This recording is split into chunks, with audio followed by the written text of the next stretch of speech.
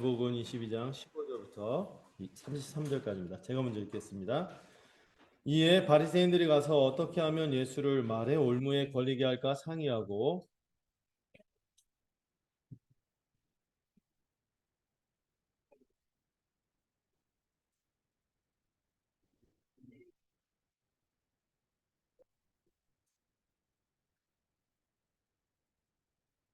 그러면 당신의 생각에는 어떠한지 우리에게 이르소서. 가이사에게 세금을 바치는 것이 옳으니까 옳지 아니하니까 하니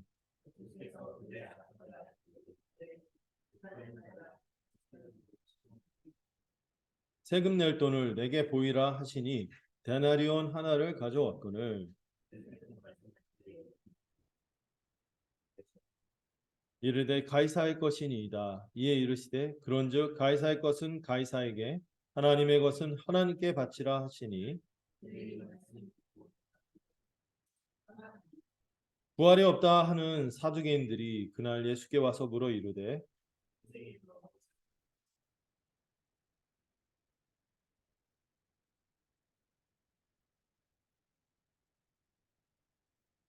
우리 중에 7형제가 있었는데 마디가 장가들었다가 죽어 상속자가 없으므로 그 아내를 그 동생에게 물려주고 최후에 그 여자도 죽었나이다.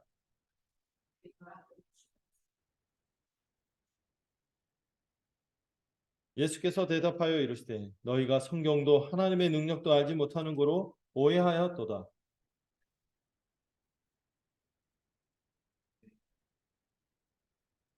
죽은 자의 부활을 논할진대 하나님이 너희에게 말씀하신 바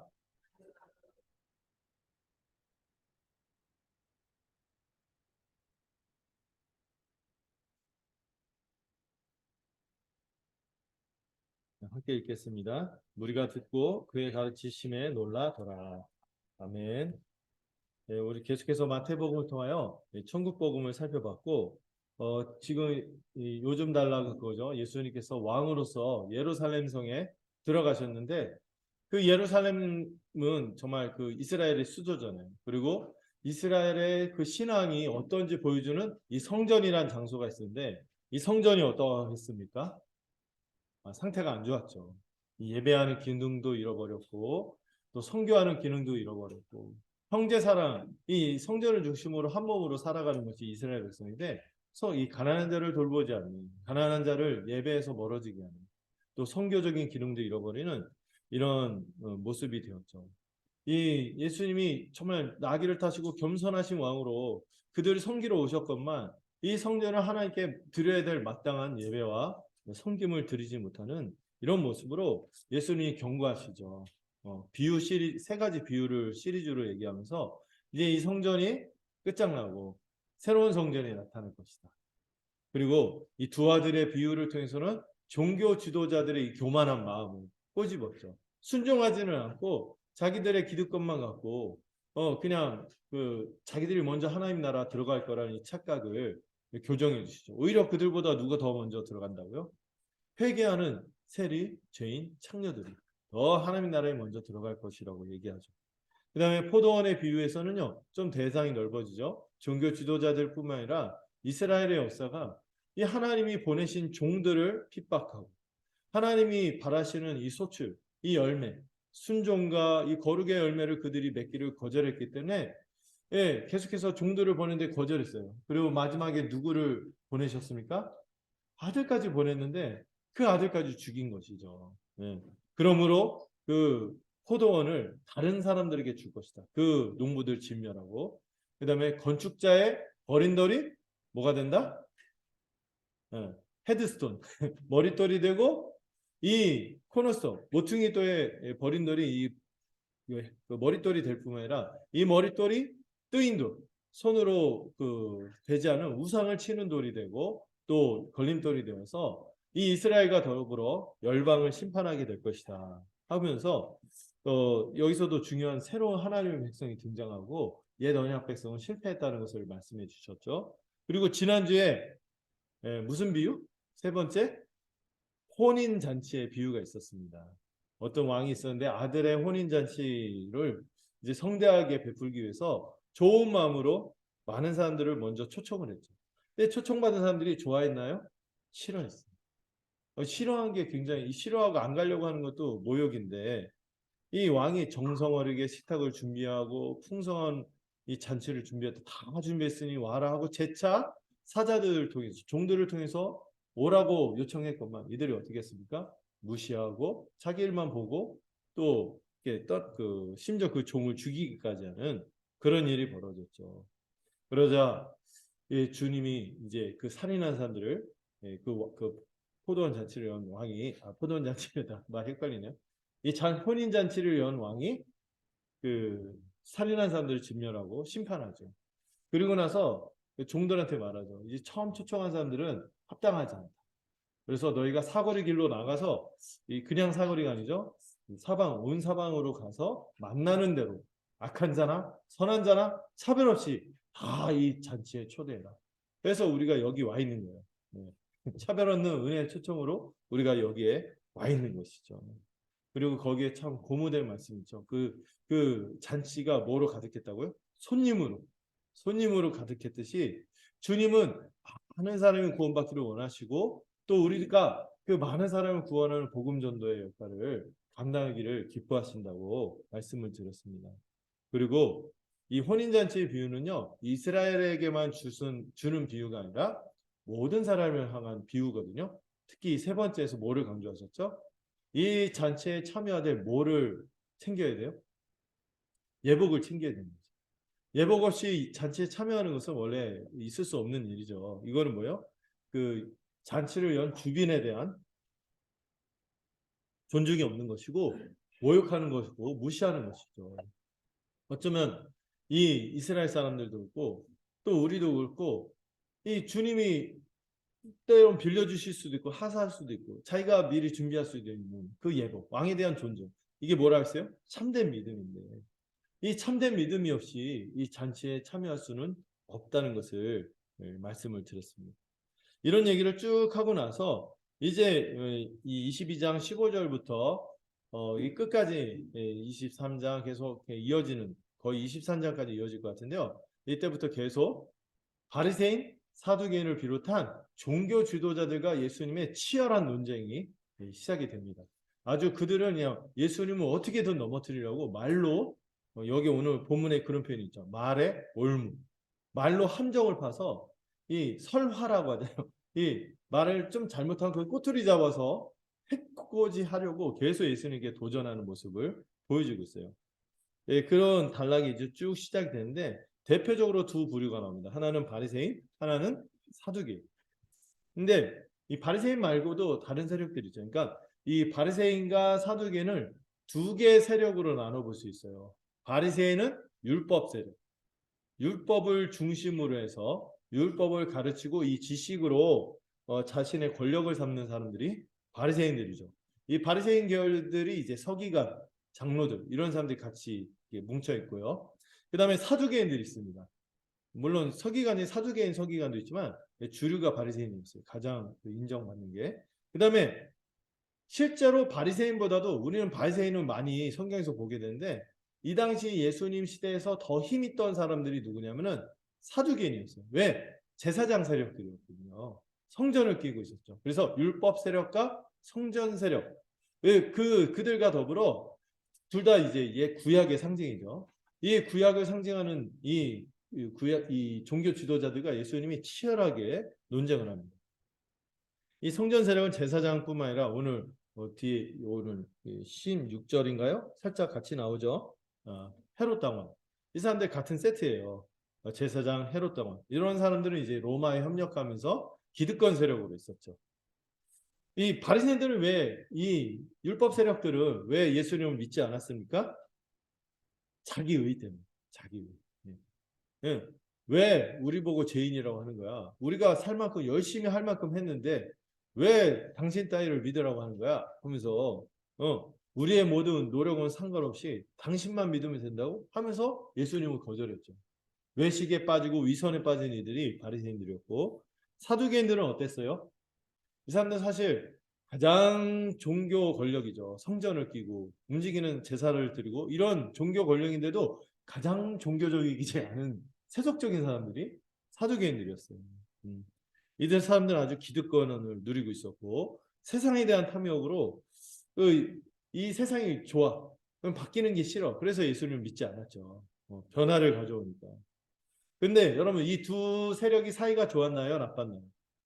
안 좋았어요. 사이가 아주 안 좋았죠. 목적도 다르고 또 서로 권력을 얻게 하는 기반이 각각 율법, 하나는 성전 이렇게 나눠져 있었기 때문에 서로 같이 하는 일이 드물었습니다. 바리새인들은 열심히 율법을 지키고 가르치면서 살다 보면 메시아가 와서 예수님은 메시아라고 생각 안 했죠. 메시아가 오면은 새로운 세상이 임하고 그때 자기들이 먼저 들어가고 인정받을 것이라는 이런 생각을 했었죠. 이, 이 율법 세력으로서 그런 사람들이죠. 오늘날 따지면은 약간 지식과 더불어 실천하는 지식인 해갖고 존경받는 그런 어떤 교수, 뭐 이런 지식인 이런 사람들이 바리새인들이에요. 사두개인은 제사장 세력인데 이 사람들은 태어나 보니까 제사장 가문으로 태어났어요. 어디서 보니까 막 내가 태어나고 보니까 무슨 회장님 아들인데 어쩌겠냐고 당신들이 막 이런 얘기를 하는데 완전 금수저인 거죠. 금수저. 제사장 가문의 금수저라 성전을 끼고 적당히 종교 시스템만 유지하면 되는 사람들이었어요. 근데 이 사람들은요 내세를 안 믿었어요. 왜? 내세가 있으면은 자기들이 막 살잖아요. 종교 이걸로 누릴 건 누리고. 그러니까 내세를 싫어하고 부활도 믿지 않았어요. 뒤에 보면 부활을 믿지 않는다 이런 얘기를 하거든요. 그러니까 그러면서도 현실적으로 종교를 통해서 잘 먹고 잘 사니 뭔가 변화가 일어나는 게 좋겠어요? 싫은 거죠. 이렇게 예를 들면 될까요? 오늘은 그 보면은 그 대형 교회인데 세습 받았어. 대형 교회인데 세습 받았는데 그 약간 정치에 자꾸 기웃기웃거리시는 그 이상한 분들 있잖아요. 이상한 대형 교회 목사. 이런 분위기라고 생각하면 돼요. 이분들은. 근데 이렇게 근데 둘 다 원래 서로 섞이기 힘든 사람인데 예수님을 대적할 때는 하나가 됩니다. 그런데 보면은 복음서에서 계속해서 집요하게 더 나쁘다고 얘기하는 사람이 누굴까요? 바리새인, 사두개. 둘 다 나쁜데 좀 더 많이 다루는 건 바리새인이에요. 왜냐하면은 사두개인들은 이 나중에 교회 시대 때 이 사두개인들이 거의 사라지거든요. 왜 사라질까요? 네? 성전이 파괴돼 버려서 제사장들 그때 거의 다 몰살당하다시피 막 그렇게 하고 거의 명맥을 유지하기 힘들었죠. 그때 망하는데 근데 예수님 때는 가장 주류가 사두개인이었어요. 사두개인이었는데 그러나 이 바리새인들이 그 당시에는 세력은 약했지만 사실 대중들 무리들한테 굉장히 각광받은 거는 바리새인이었고 존경받고 사두개인은 약간 뒤에서 손가락질하지만 어쩔 수 없잖아요. 자기들의 신앙을 유지하려면 성전도 있어야 되고 제사도 있어야 되니까 이게 울며 겨자 먹기로 같이 가는 사람들이었죠. 이 나중에 바리새인들은 이 유대인들의 중심이 되어서 계속해서 기독교하고 척을 져요. 근데 사두개인들은 사라지기 때문에 이 복음서에서 많이 언급이 안 되는 것은 아마 그런 이유가 있겠다. 앞으로 이 교회의 더 큰 대적은 이 바리새적인 경향이 큰 대적이 될 것이기 때문에 이 복음서에서 더 그렇게 다루는 것 같아요. 자, 어쨌든 오늘 그 마가복음하고 이 마태복음하고 나오는 사건이 거의 비슷해요. 나오는 순서가 여기서부터가. 그런데 약간 강조점은 좀 달라요. 이 마태복음은 이 마가복음서는 이 두 세력이 동등하게 주님에게 달려들 것으로 얘기하는데 여기서 누가 더 주범이죠? 바리새인들이 주도해서 하는 걸로 묘사합니다. 이 바리새인들이 예수님을 어떻게든 말에 올무에 걸리게 하려고 음모를 짜죠. 어떻게 대답하든지 공경에 빠뜨리려고 하는 거예요. 이를 위해서 자기의 제자들이랑 자기들과 입장이 다른 헤롯 당원들을 자기들은 안 나서고 뒤에서 사람 쓰는 거죠. 젊은 애들 보내갖고 동시에 보내갖고 예수님한테 막 순수하게 질문을 하는 것 마냥 하면서 함정에 빠뜨리려고 하는 거예요. 이 사실 그 당시 바리새인들은 정치적으로는 어떤 입장이었어요? 로마에 대해서 반대하고 적대하는 입장이었고 이 유대인의 해방, 로마로부터의 해방을 바랬다면 헤롯 왕은 정치적으로 어떤 입장이었죠? 로마 때문에 헤롯이 정권을 잡고 왕이 된 거예요. 이 로마를 힘입어서 정권을 유지하고 있었기 때문에 이 로마에 좀 친했어요. 근데 서로 입장이 다르죠. 정치적으로 입장. 근데 예수님이 어떤 입장으로도 대답을 하든 서로 약간 그 담합이 있었던 것 같아요. 서로 이렇게 걸고 넘어지자. 이렇게 걸고 넘어지자. 이렇게 담합이 있었던 거죠. 앞으로 이 하게 되는 질문을 통하여 예수님의 대답을 공개적으로 유도한 다음에 어떤 쪽이든 문제를 삼도록 하기 위해서 같이 공모를 합니다. 그 문제가 뭐냐면 질문이 뭐냐면 가이사에게 내는 세금 문제였어요. 가이사가 뭡니까? 가이사. 가이사는 개사리가 아니에요. 가이사는 뭐냐면은 그 영어로 보면은 이렇게 보면은 뭐 캐사르 뭐 그 발음하는 거에 따른데 캐사르 또는 시저. 뭐 로마 저기 뭐 러시아식으로는 뭐 카이저 해갖고 막 그러잖아요. 뭐냐면 다 이게 황제를 뜻하는 거죠. 로마 황제를 뜻하는 거예요. 그러니까 로마 황제에게 내는 인두세 문제였어요. 인두세가 뭔지 모르죠. 뭔지 아시죠? 사람 머릿수로 세금을 내는 거예요. 네. 근데 이 세금이요, 이 내는 게요, 굉장히 유대인들에게는 뭘 건드리는 문제예요? 종교심을 건드릴 뿐만 아니라 민족적인 자존심을 건드리는 것이 세금을 내는 거예요. 여러분, 세금을 낸다는 것은 뭘 의미하죠? 내가 거기에 속했고 거기에 통치를 받는다는 의미잖아요.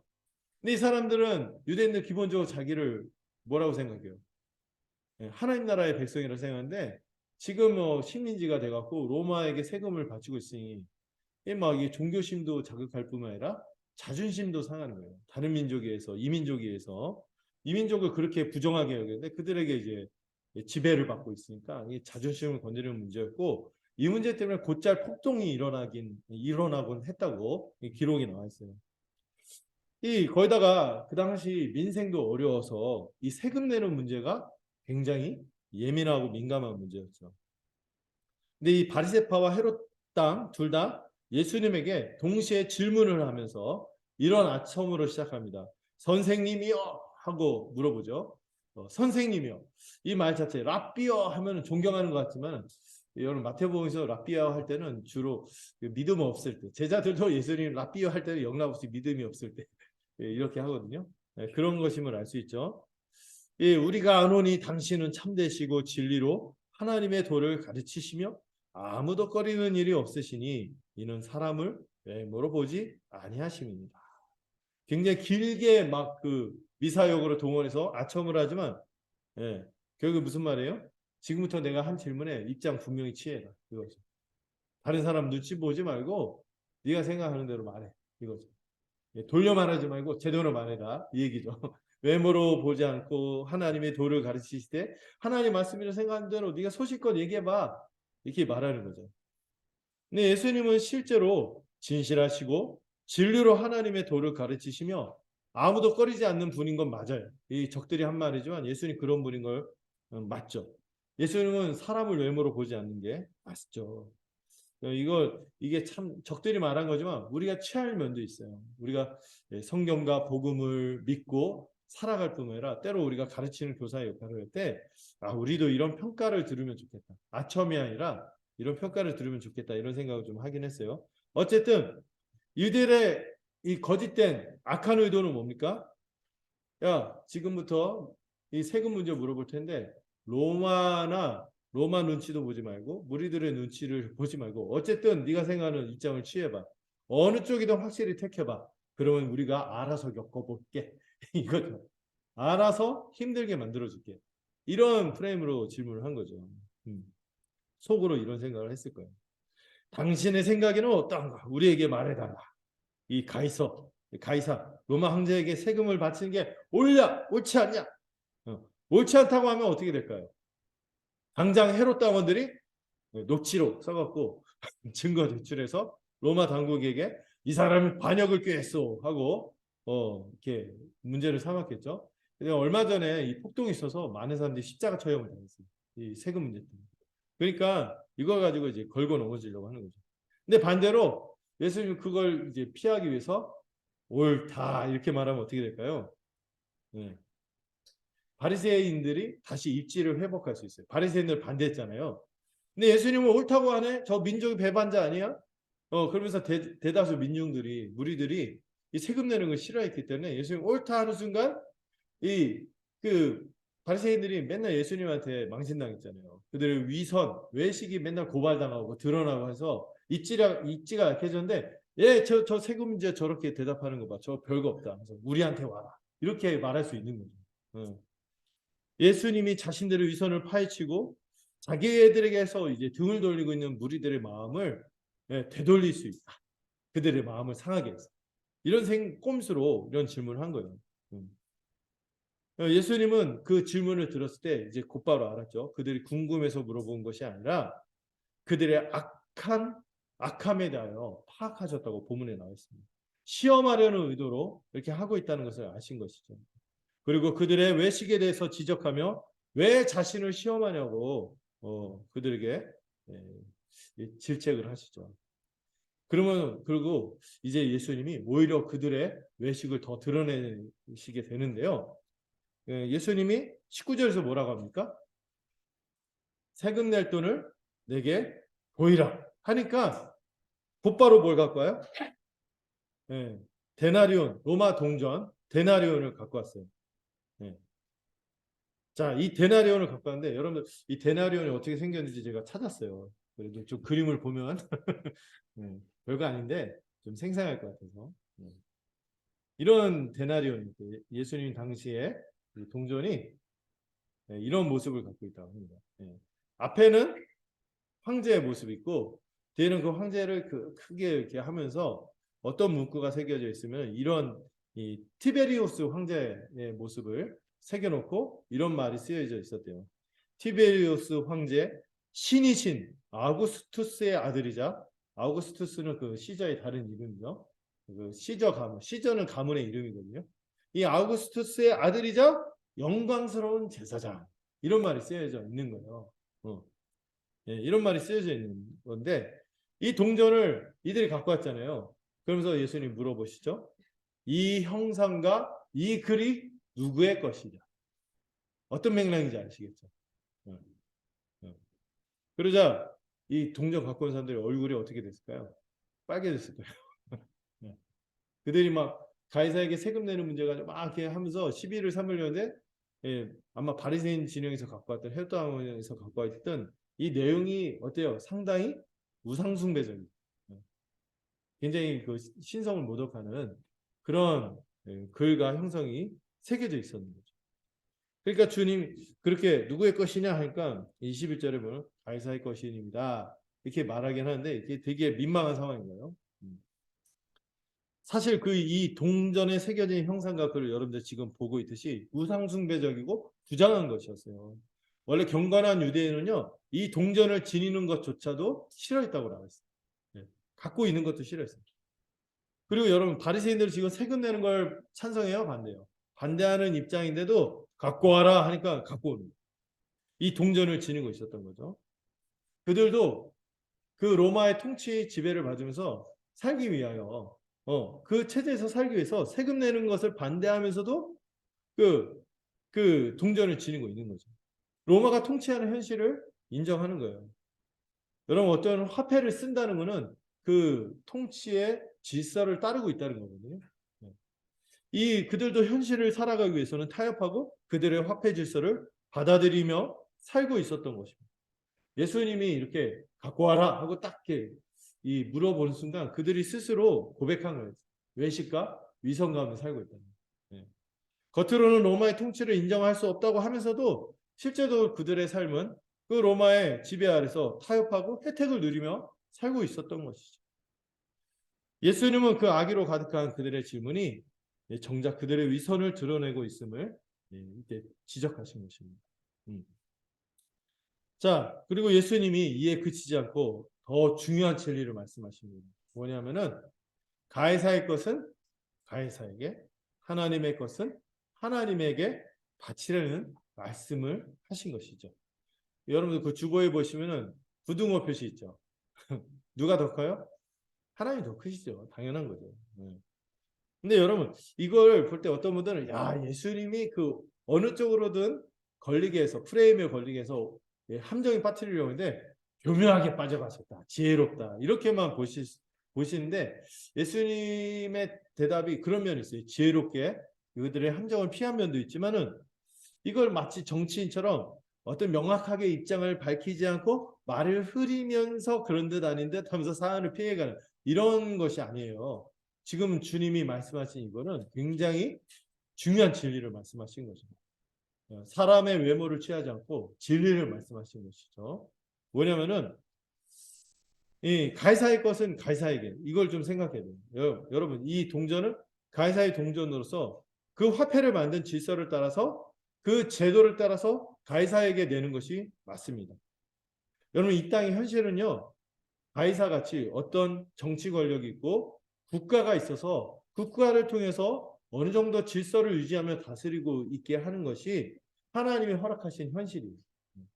그렇기 때문에 우리가 그 질서를 막 위반하고 막 폭동을 이렇게 혁명을 하고 뭔가 막 폭력적이고 굉장히 과격한 형태로 뭔가 하는 것은 합당하지 않습니다. 합당하지 않고 이렇게 거기에 그 질서가 일반적인 정의를 행하고 있다면 따라주는 게 맞는 거예요. 그러나 잊지 말아야 될 것이 있죠. 고등어 표시. 그러나 이를 넘어서서 주관하시는 분은 누굽니까? 하나님이시고 하나님의 통치 아래서 벌어지고 있음을 우리가 잊지 않고 기억해야 하는 것이죠. 그러하니 하나님의 것은 그런 현실을 살아가면서도 하나님의 것은 마땅히 하나님에게 바쳐야 하는 것입니다. 우리는 이 땅을 살면서 하나님이 허락하신 제도인 국가에 속해서 살아가죠. 그렇기 때문에 그 질서를 따라야 합니다. 그렇지만 그 이상 뛰어넘는 분은 누구예요? 그 현실 위에서 그 현실을 뛰어넘어서 다스리시는 분, 온 세상의 주인이신 분은 우리 하나님이시죠. 그분은 영원토록 역사 속에 계시며 이 모든 것을 주관하시는 분이신 것입니다. 그래서 그분에게는 우리가 마땅히 국가가 요구하는 이상의 것을 드려야 되죠. 충성과 더불어 우리의 모든 것을 드리는 것이 합당한 것입니다. 이 지금 예수님이 하신 말씀은 가이사의 것은 가이사에게, 하나님의 것은 하나님에게, 이 말씀은 사실 바리새인과 헤롯 왕 모두를 꾸짖는 말씀이기도 해요. 바리새인은 이 말과 실제 삶이 다른 외식과 모순을 꼬집는 것이죠. 이들은 말로는 이스라엘의 해방을 부르짖지만 로마의 체제 안에서 혜택을 누릴 것은 다 누리고 있었거든요.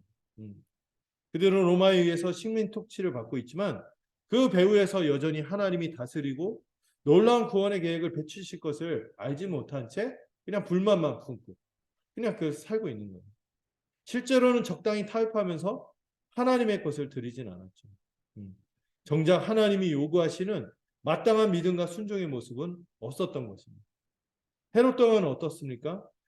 그들은 아예 그냥 가이사라는 세상 권력에 붙어서 하나님 없이 그냥 하나님 무시하고 그냥 자기들의 탐욕만 추구함으로 똑같이 마땅히 드릴 하나님의 것을 드리고 있지 않는 거죠. 둘 다 하나님의 것을 드리고 있지 않는 거죠. 이들은 주님의 대답을 듣고 놀랍게 여기고 예수님에게서 떠납니다. 예수님을 함정에 빠뜨리려다가 오히려 예수님의 지혜에 압도되고 자신들의 외식과 이 탐욕만 폭로된 채 더 이상 따지지 못하고 돌아가게 되죠. 근데 주님이 여기서 말씀하신 거 우리가 생각해 봐야 돼요. 가이사의 것은 가이사에게 돌려줘.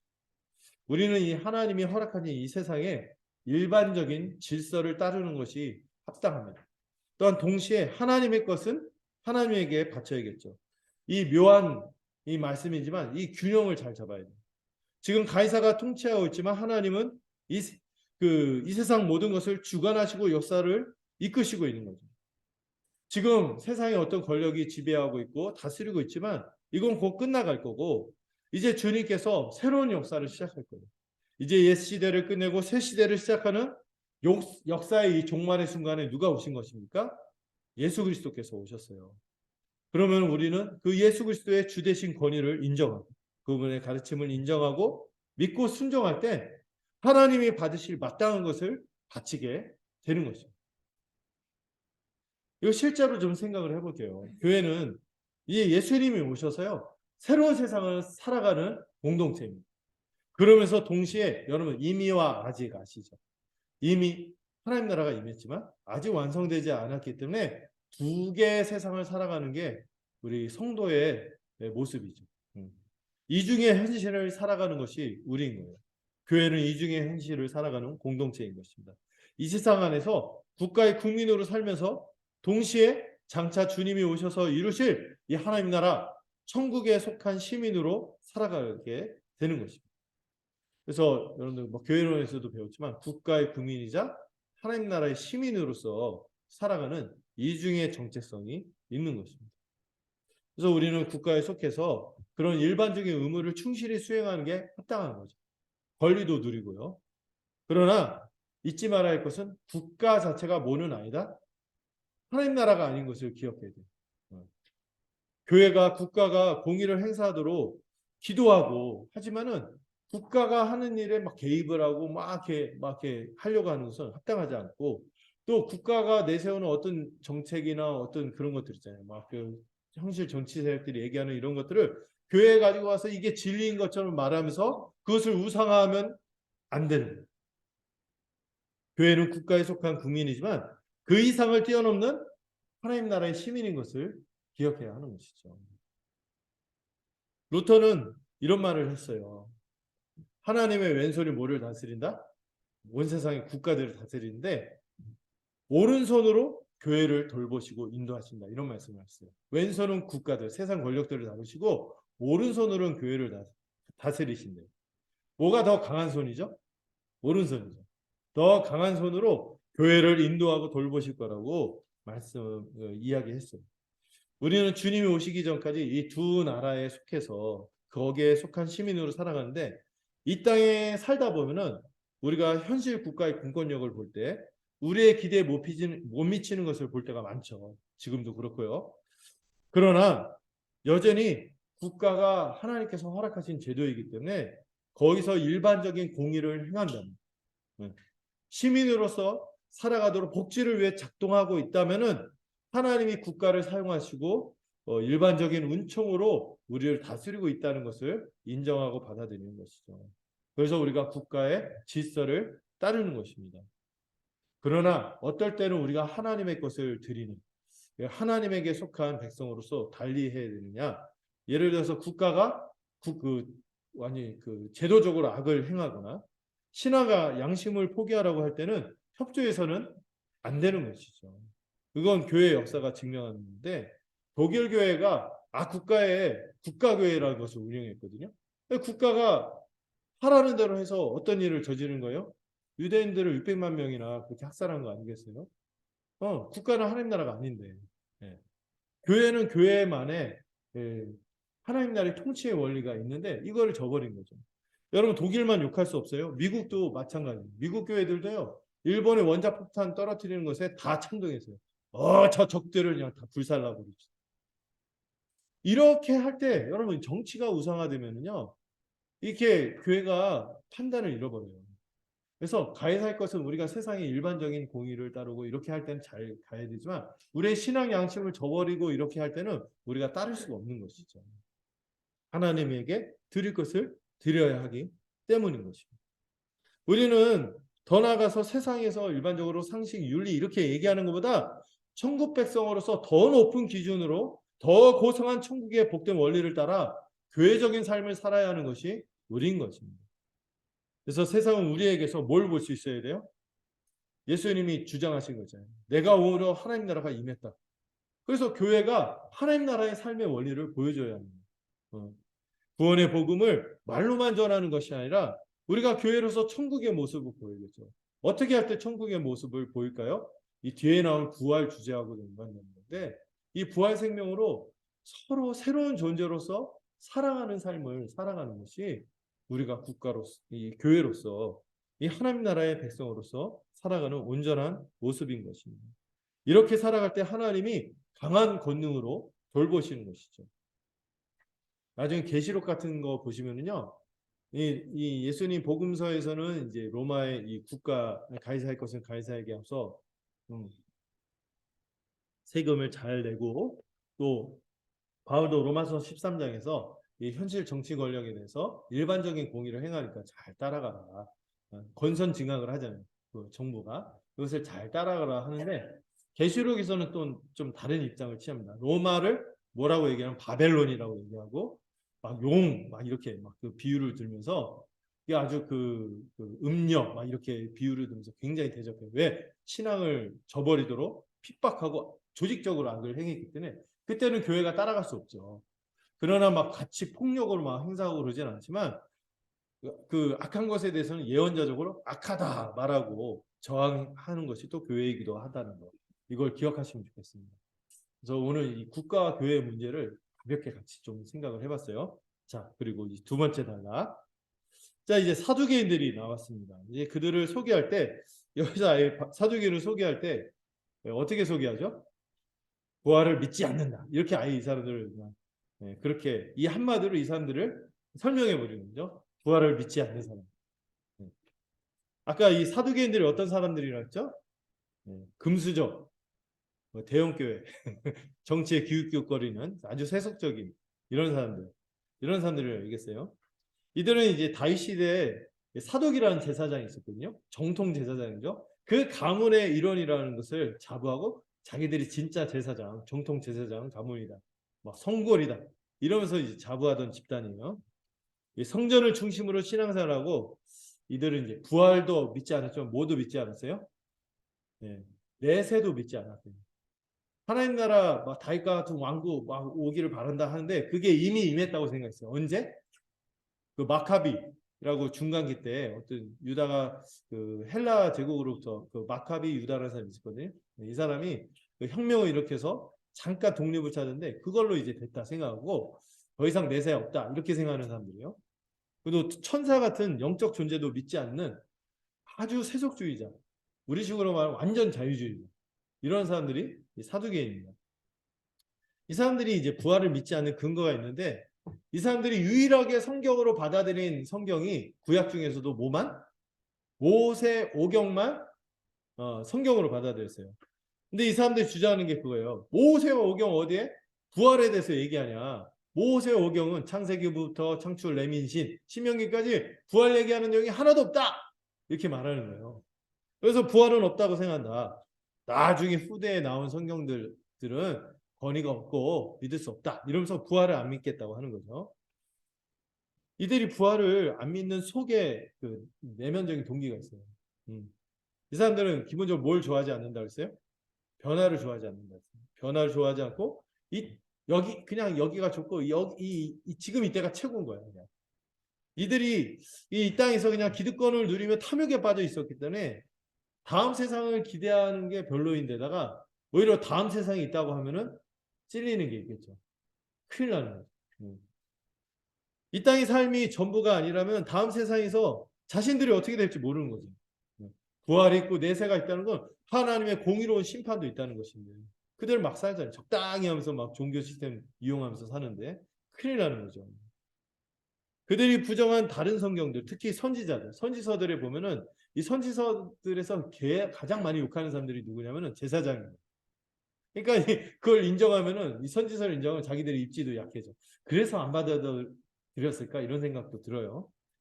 그 책망도 제사장이 자신들이 심판을 받을 게 뻔하기 때문에 이 부활도 안 믿고 내세도 안 믿고 그런 거죠. 그래서 실제 예수님이 왔을 때 이 성전을 완전히 엉망진창 됐잖아요. 그 엉망진창으로 만들었던 그 주도한 세력이 누구예요? 바로 이 사두개인자 제사장 세력들인 것이죠. 근데 예수님이 와서 이걸 비판하고 막 이렇게 막 이 성전 없애라. 내가 새로 3일 만에 새로 만들겠다. 이러니까 예수님이 좋겠어요?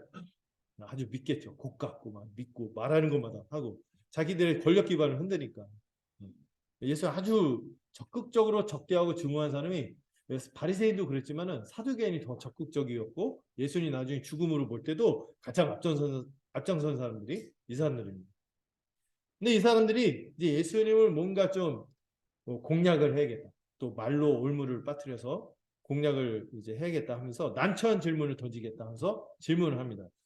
이 부활이 없다고 주장하잖아요. 그러니까 부활을 안 믿으니까 아주 이상한 질문을 합니다. 자신들이 자신이 써하는 이 모세 율법에 있는 계대 결혼이라는 걸 가지고 질문을 해요. 여러분 계대 결혼이 뭔지 아십니까? 계대 결혼은 알죠. 계대 대를 이어주는 결혼 이런 뜻이 있고요. 옛날에 그 역사 시간에 형사취수제 이런 게 있었잖아요. 형이 죽으면은 이 과부가 된 형수를 두지 않고 그 같이 결혼해서 재혼해서 그 결혼해서 대를 이어줍니다. 이 제도를 이 계대 결혼이라고 합니다. 또 수혼법이라고 하죠. 이 형수하고 결혼한다고 해서 형수나 제수하고 결혼한다고 해서 수혼법이라고 해서 예, 이걸 가지고 질문하는데요. 여러분 원래 이 계대 결혼의 의도는 뭡니까? 하나님의 백성이 하나님과 영원한 언약을 맺었잖아요. 이 영원한 언약을 맺고 영원히 하나님의 이 백성으로서 하나님 나라의 이 복된 삶의 터전인 땅을 상속하면서 계속 살아가려면은 가문이 이어져야겠죠. 그 땅을 물려받는 거예요. 그래서 이게 땅을 함부로 파는 것도 싫어하고 그랬거든요. 하나님의 백성으로서 복된 삶을 누린다 이런 생각이 있는 거예요. 영원히. 예. 그래서 대가 끊어지면은 큰일인 거예요. 그래서 어떻게든 그 대를 이어주는 거죠. 그 가족의 일원이. 이 죄와 사망으로 이 세상이 비록 가득해 있지만 이 언약을 맺어 하나님의 백성은 영원히 하나님의 나라를 복을 누리도록 한다. 이 정신이 깃들어 있는 게 계대 결혼인 것입니다. 누구도 대가 끊기지 않도록 서로를 돌보고 이 하나님의 영원한 언약의 복을 누리라고 주신 율법 제도가 계대 결혼인 거죠. 이 제도에 여러분 약간 좀 우리의 가치관을 생각 좀 이상하죠. 꼬름하죠. 아니 형수 이렇게 했다가 막 같이 막 예, 또 자녀를 낳게 해주고 하니까 이상한데 근데 그 당시에는 그게 아주 훌륭한 미덕이었어요. 대를 이어주고 형님의 대, 아우의 대를 이어주고 또 이 여성은 어떻습니까? 자녀가 없으면은 의지할 데가 없는 거예요. 과부들은. 근데 그 자녀를 또 안겨줌으로써 축복 속에서 살도록 이어주는 예, 제도였죠. 이 법을 실제로 안 따르면 어떻게 됐어요? 이스라엘 사회에서 아주 불명예, 예, 명예롭지 않은 사람으로 낙인을 예, 찍히게 되었었어요. 그래서 여러분 룻기 보시면 과부인 룻이 아주 먼 친척이지만 보아스와 결혼을 하는데 그 사이에 어떤 친척이 있었는데 그 친척이 기업 물을 자, 이 고엘이라는 것을 안 하겠다니까 그 신발을 집어던지 얼굴에 침 뱉고 막 그러잖아요. 그러니까 그 재산 나가는 게 싫어서 막 그렇게 한 거거든요. 근데 보아스가 여러 가지 재산상의 손해가 있고 자기 아들이 아니 대가 이어지지 않을 거라고 생각하면서도 그 역할을 계승합니다. 그래서 그 후손으로 누가 나왔어요? 그 룻과 보아스 사이에서 오벳, 이세 아들인 다윗이 나왔죠. 이게 뭐냐면 그 루키 자체가 뭐냐면 이 서로 돌보는 언약적 관계입니다. 이 계대 결혼을 통하여 하나님의 백성은 서로 돌보는 헤세드의 공동체다. 언약의 사랑의 공동체다. 이걸 보여주는 것이 루키예요. 그런 아름다운 원리에 따라서 다윗이 태어났고 다윗이 이룰 나라도 어떤 나라여야 돼요? 헤세드의 나라가 돼야 되는 거죠. 이런 것이 나중에 사무엘상에 보면 나와요. 다윗이 이 헤세드를 실천하는 나라로 거의 합당한 왕으로서 이제 제시가 되는 거죠.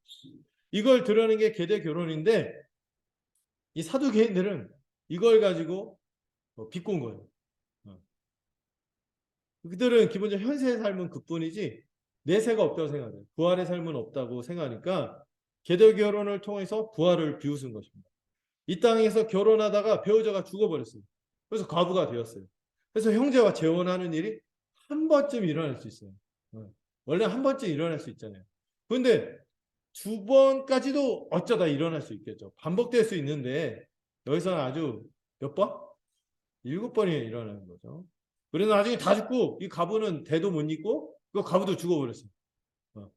그러면은 이 과부는 다 자기 아내를 취했으니까 누구 아내가 될까요? 하면서 이제 고약한 아주 민망하면서도 예수님을 난처하게 할 만한. 그래서 두 가지 중에 하나를 대답해야 돼. 야, 부활이 있지 하고 대답하면 뭘 인정해야 돼요?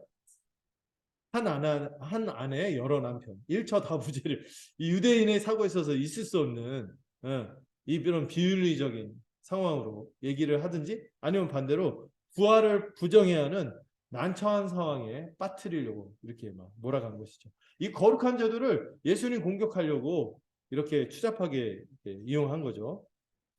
이들은요, 이 사두개인들 부활을 믿지 않았어요. 이 땅에서 그냥 착하게 적당히 살면 되는 것이죠. 그 후에 삶은 있든지 없든지 상관없다는 거예요. 이들은 지금 살아가는 삶이 부활 이후의 삶과 연결되지 않는다고 생각하기 때문에 막 이런 질문 서슴없이 던지는 거죠. 그렇게 하다가 그냥 죽으면 끝나는 거지 뭐. 이렇게 생각하니까. 그러나 부활을 기대하지 않는 이런 생각 때문에 그래서 그들이 거룩한 삶과 거리가 먼 것이고 이 거룩한 제도마저도 이렇게 악용해서 이야기하는 것입니다. 그들은 그냥 누릴 거 다 누리다가 생을 마치면 된다고 생각했어요. 이 세상이 전부고 부활이 없다면 소망도 없고 심판도 없으니까 여기서 그냥 막 누릴 거 다 누리면 되는 거죠. 이들은 부활을 알지 못해서 이 계대 결혼을 왜곡하고 심각하게 이용하고 있는 것입니다. 여러분 이 사두개인들 이 단락을 제가 따로 본 것은 여러분 우리 안에도 이런 사두개인의 모습이 있을 수 있다는 거예요. 부활의 소망이 없어져서 거룩을 더 이상 사모하지 않고 그 부활 이후에 살아갈 우리의 삶에 대해서 소망하지 않고 그 이후에 벌어질 심판에 대해서 두려워하지 않고 살아가는 이들의 모습. 이거 우리에게 경계가 되는 것이죠. 거룩한 삶과 사명에는 관심이 없고 왜 우리는 여기서 다 누리려고만 할까요? 이건 사두개인의 정신입니다. 사두개인의 정신. 여러분 신앙에서 가장 적신호가 뭐냐면은 내세와 부활과 심판을 생각하지 않는 거예요. 적당히 여기서 누리는 신앙생활만 하려고 하는 것이죠. 적당히 여기서 누리는 관계만 잘 영위하고 교제하고 막 잘 놀고 막 이렇게 하는 것만 하고 거기에만 빠지면 신앙생활이 병들게 됐어요. 여러분 그래서 우리가 다음 세상에 대해서 고민하면서 그것을 준비하고 사명을 감당하는 삶을 살고 있는지 질문을 던져야 돼요. 사도계인의 정신에 빠져 있지 않는지. 예배 드릴 때 여러분들 진정한 감사가 있습니까? 이 부활 소망이 있어서 우리가 지금 비록 어려운 삶이 처해 있다 할지라도 예배만 오면은 이 세상에서도 주님이 여전히 돌볼 뿐만 아니라 가이사가 통치하는 것 같은 가혹한 현실이라도 실상은 하나님이 통치하시는 것이고 또 이 세상의 삶뿐만 아니라 내세의 삶도 약속이 되어서 이런 감격 가운데 예배 드리고 있습니까? 또 양육을 할 때, 양육을 받을 때 이 진리로 말미암아 이 땅의 소망이 아니라 하늘의 소망으로 우리의 마음이 채워지고 있는지 또 하늘의 보화를 쌓는 마음으로 내세에서 더 복된 삶을 누릴 것을 기대하며 여기서 내가 조금 못 누린다 할지라도 다른 일을 돌보고 구제하고 우리 것을 우리만 누리지 않고 선교를 위해서 또 구제를 위해서 다른 일을 돕고 하나님의 일을 감당하는데 기쁨으로 쓰고 있습니까? 그래서 교회 예산 같은 것도 정할 때요. 막 우리 규모에서 그냥 우리 형편이 이렇게 하죠. 이렇게 하는 게 맞지 않아요. 교회는 하나님의 나라를 위해서 이게 합당하다 하면은요. 함께 마음을 모아서 뛰어드는 것이죠. 그렇지 않고 그냥 우리가 적당히 여기서 우리가 예산 쓰는 거나 이런 것들이 사명을 중심으로 되어 있지 않고 뭘 즐기고 우리끼리 뭐 하고 여기 있다면은요. 이거는 사두개 정신입니다. 사두개 정신. 이런 면은 우리가 좀 생각을 해봐야겠죠. 마지막 단락을 좀 더 보도록 하겠습니다. 29절에서 33절 보면은 이제 중요한 말씀이 나오죠. 예수님이 부활의 영광과 하나님에 대해서 가르치시는데요. 예수님 먼저 그들이 성경도 모르고 특히 모세오경 안다고 하잖아요. 모세오경 성경 율법 오히려 율법만이 하나님의 말씀이야. 이랬지만 그들은 율법이 뭔지 몰랐어요. 계대결혼도 그딴 식으로 이용하고 성경도 모르고 뭐도 몰라 하나님의 전능하신 능력도 알지 못해서 크게 오해하고 있다고 책망합니다. 이들이 성경을 알았다면은 부활 이후에 영광스러운 삶을 알았을 거고 소망했을 거예요. 부활 이후에 하나님이 심판하실 것을 알고 두려워했겠죠. 이런 것이 없으니까 그들은 그렇게 산 거예요. 그래서 예수님은요, 그들이 가장 잘 안다고 생각한 모세오경을 통해서 오히려 반박하십니다. 그들이 하나님의 능력을 알았다면은 부활을 믿었을 텐데 그렇지 않았던 것이죠. 우리도 이 성경과 하나님의 능력을 알고 믿어야겠죠. 여러분 이 구약에 보면은요. 모세오경 말고 다른 성경 예언서나 그 시가서나 이런 데 보면 부활의 소망으로 가득해 있어요. 많이 나왔어요. 근데 이들은 모세오경만 붙잡고 있는데 이 모세오경에도요. 이 성경과 하나님의 능력, 부활에 대해서 말하는 이 성경의 증언, 하나님의 능력에 대한 증언이 있어요. 여러분 창세기에서 하나님께서 없는 것을 있는 것으로 부르시는 창조주 하나님 아니겠어요? 없는 것을 아예 완전한 무에서 있는 것으로 창조하신 분이 하나님이시잖아요. 그런 하나님의 능력을 모르고 부활이 없다는 게 말이 됩니까? 또 여러분 아브라함 생각해 보세요. 아브라함 이제 죽음이 찾아와서 다 죄를 짓고 죽음이 찾아오는데 아브라함을 통해서 다시 이 복된 하나님 나라 영원한 생명을 허락해 주시겠다고 약속하셨을 때 아브라함이 어떤 사람이었어요? 로마서 4장에서 얘기하잖아요. 없는 것 같은 인생, 죽은 것 같은 인생. 본인은 나이가 막 70세가 넘고 100살이 되도록 자녀 하나 없었는데 그런 100살이 된 죽은 것 같은 아브라함의 몸에서 이삭이 태어나게 하신 분이 하나님 아니시겠어요? 죽은 것 같은 몸, 사라는 완경이 끝나갖고 완전히 이제 여성으로서 임신할 수 있는 기능이, 생물학적 기능이 완전히 없는데 그 가운데서 이삭을 낳게 하신 분이 하나님이시죠. 이걸 통해서도 우리가 부활의 하나님을 알 수 있지 않습니까? 왜 모세오경 가지고는 부활이 없다 얘기하는 거예요. 조금만 생각하면 알 수 있는 건데. 예. 아브라함은 그렇게 죽은 자 가운데서 살리신 그 자기 백성을 삼으신 것처럼 우리도 자기 백성으로 삼으실 뿐만 아니라 우리가 죽는다 할지라도 우리가 다시 하나님의 백성으로 살아날 줄로 믿습니다. 예, 이걸 믿는 거죠. 또 여러분 율법에 보면은요. 그 정결법이 있잖아요. 정결법에서 부정한 것을 뭐와 관련된 것들을 부정한 것으로 여깁니까? 죽음과 관련된 것들은 다 부정하게 여겨요. 왜? 하나님의 관점에서는 죽음은 자연스러운 게 아니에요. 하나님은 생명 그 자체이시기 때문에, 생명이 그런 시기 때문에 하나님의 세상에서는 죽음과 관련된 것들은 안 어울리는 거예요. 부자연스러운 거예요. 원래 하나님이 의도하지 않은 거예요. 여러분 하나님의 세상에서 죽음은 없는 것입니다. 이거는 사단이 만들어 놓은 악한 현실인 거죠. 그래서 부정하다 이렇게 말하는 거예요. 그럼 하나님 부활의 하나님이 맞는 거 아니겠습니까? 예수님 이 부활 이후의 삶이 얼마나 영광스러운지 말씀해 주세요. 부활 때에는 장가도 안 가고 시집도 안 가고 하늘에 있는 천사 같다 이렇게 말하니까 결혼을 소망하는 사람들한테 옛날 그 주님이 빨리 안 왔으면 좋겠다. 난 결혼을 하고 싶다. 이런 생각을 하는데 약간 그런 차원이 아니에요. 물론 이 하늘에 있는 천사 같다 얘기할 때 사두개는 뭘 믿지 않았죠? 천사를 믿지 않았기 때문에 뭐 고깝게 들었을 거예요. 근데 여러분 우리가 이 부활 이후의 삶을 예수님 묘사할 때 어떤 결혼이 없고 천사와 같이 산대요. 그러면 일단 천사같이 사는 게 뭐죠? 천사들은 일단 영적인 존재입니다. 영적인 존재라서 어떤 걸 생각할 수 있냐면 우리가 다음 세상에서 살아갈 때 물론 천사는 영적인 존재지만 몸을 갖고 있지 않잖아요. 하나의 비유를 갖고 온 거지 전면적으로 우리가 천사처럼 된다. 날개 달고 그런 건 아니에요. 우리가 몸을 가지지만 천사가 갖고 있는 어떤 속성을 갖게 되는 거죠. 여러분 천사는 어떤 존재입니까? 신령하고 거룩한 존재죠. 하나님의 영광을 반영하는 존재로서 하나님의 거룩하심을 드러내는 존재가 천사인 거죠. 우리가 몸을 갖지 않고 흐물흐물한 영으로 있다는 얘기를 하려는 게 아니에요. 천사와 같이 영광스럽고 거룩한 존재가 될 것이다. 이 얘기를 한 것입니다. 그래서 우리는 천사가 하나님의 영광을 반영하듯이 우리도 하나님의 형상으로 회복이 되었어요. 우리 주님이 약속하셨죠. 나와 같이 부활할 거다. 주님처럼 영광스러운 형상, 하나님의 형상, 의롭고 거룩한 선한 그분의 형상으로 변화될 거예요. 그런 존재로서 살아가겠죠.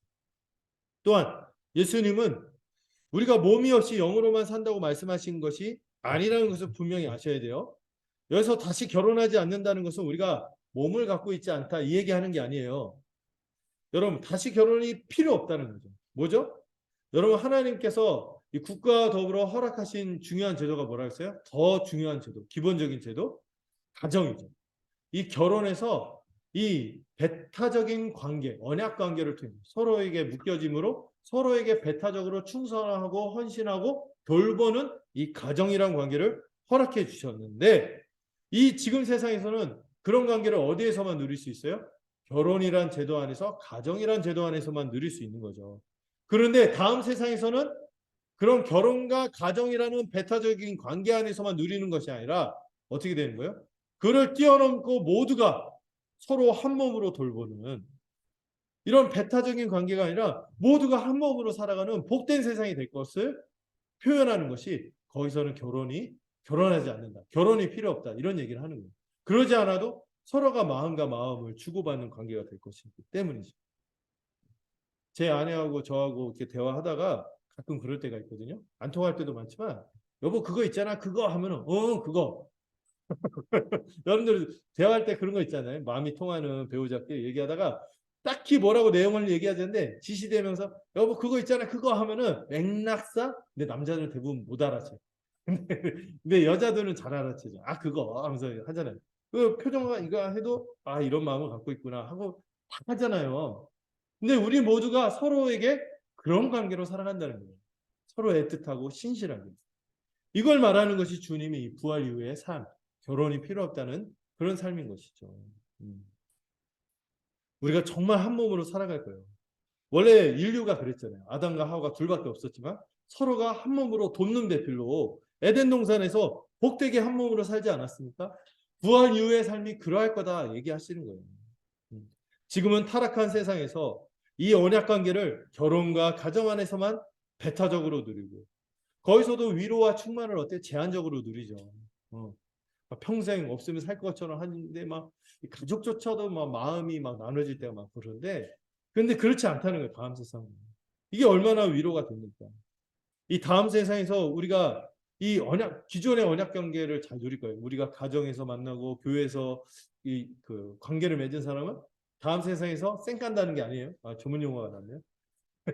예, 낯선데 하면서 막 그러지 않아요. 오히려 더 애틋하겠죠. 그런데 그 배타적으로만 그렇지 않고 모두가 한 형제로서, 한 자녀로서 이게 복되게 살아가는 세상을 주님이 말씀하신 것입니다. 모두가 서로에게 돕는 배필 한 몸으로 사는 것이죠. 결혼이 따로 필요 없을 정도로 한 몸처럼 살뜰히 사랑하고 사는 것이죠. 왜냐고요? 하나님이 삼위일체 하나님이시죠. 하나님이 삼위일체시듯 우리도 그리스도 안에서 그분 그리스도와 연합할 뿐만 아니라 지금도 우리가 교회로 연합했잖아요.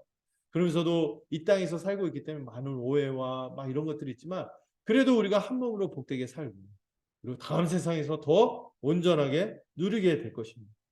이것이 바로 예수님이 말씀하시는 부활 이후의 천사와 같은 삶인 것이죠. 이게 소망이 되지 않습니까? 이걸 소망하면서 살아가는 거예요.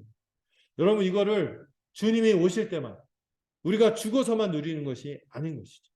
우리가 이 한 몸인 교회에서 이 부활 이후의 삶은 영적으로 부활한 자로 몸의 부활은 남아있지만 영적으로 부활한 자로 이것을 살아내기 위해서 애쓰고 또 어느 정도 누리고 또 어느 정도 충만히 누리다가 더 온전한 것을 부활하고 예수님이 재림하실 때 누리게 되는 것입니다. 자, 이 마지막 부분을 좀 간략하게 볼까요? 예수님이 그들이 성경을 모른다고 지적하면서 그들이 이 모세오경을 보고도 깨닫지 못한 지점을 딱 드러내서 설명하시는데 이게 너무 탁월한 설명이에요. 예. 그들이 잘 알고 있다는 모세오경 중에서 창세기 3장 6절. 제가 그 말씀 띄우지는 않으세요. 창세기 3장 6절에 있는 말씀을 여기서 말씀하신 것이죠. 뭐죠? 나는 누구의 하나님? 아브라함의 하나님, 이삭의 하나님, 야곱의 하나님이다. 이 말씀을 인용해요. 그들이 늘 알았던 말씀이죠. 근데 이 말씀을 독특하게 설명하세요. 이 말씀의 맥락을 보면은 하나님은 영원전부터 존재하시죠. 그리고 영원부터 존재하신 영원하신 하나님이 이 아브라함, 이삭, 야곱은 누구예요? 족장들이죠.